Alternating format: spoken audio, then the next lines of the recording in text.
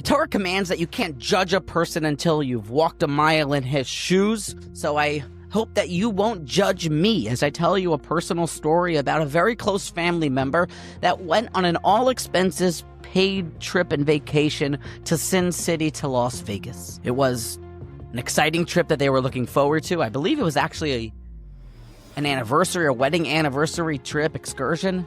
And they were also given free tickets to a certain male R&B pop star. His last name, his first name actually, is here on the paper, but it doesn't really matter. Someone who was singing music in an effort to entertain people and make some money. A Gentile singer. My extended relative was given $1,000 front row tickets to this concert.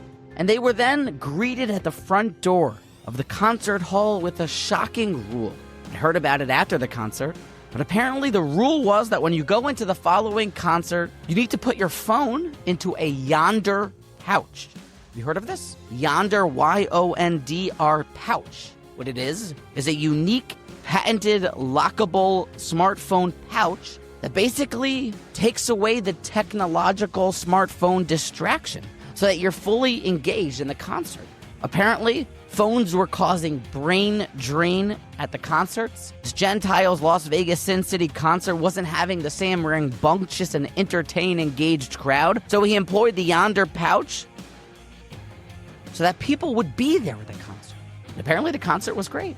But the point that shook me up and should shake you awake in today's Musar lesson is that somebody, a Gentile, in Sin City, he's smart enough and committed enough to his craft that he doesn't allow the smartphone into his concert because it causes distraction and people to be disengaged, so he makes them put them into a Yonder pouch. How much more so that we need to be sensitive to how our phones can distract us in the most important moments. God forbid it is so frequent that people can suffer from the horrible, wretched illness called phubbing. Have you heard of this? Phubbing means ignoring somebody to their face while being on your phone. Phubbing, people were phubbing the R&B rock star, and so we put them in Yonder pouch chayrim. It feels like we all could use sometimes a Yonder pouch chayrim so that when we go in to pray in front of the King of all kings, we are involved in something that's at the center of the universe, that our lives, our very lives depend on.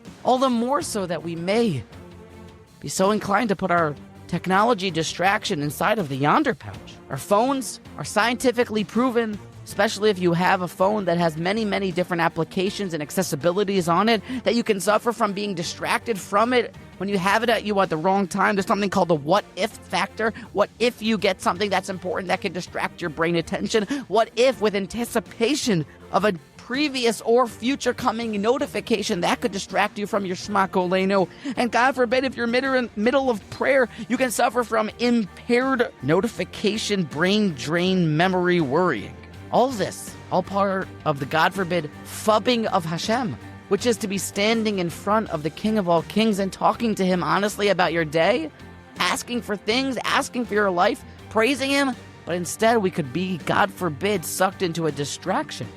If the R&B pop star in Sin City, Las Vegas, asks his friends and colleagues and concert goers to be fully focused on the concert, how much more so should we put our phone in the Yonder ended pouch when we're standing in front of the King of all kings? This Elul, take the lesson to heart. Let us all encourage ourselves to be fully present when we stand there davening to Hashem, the King of all kings.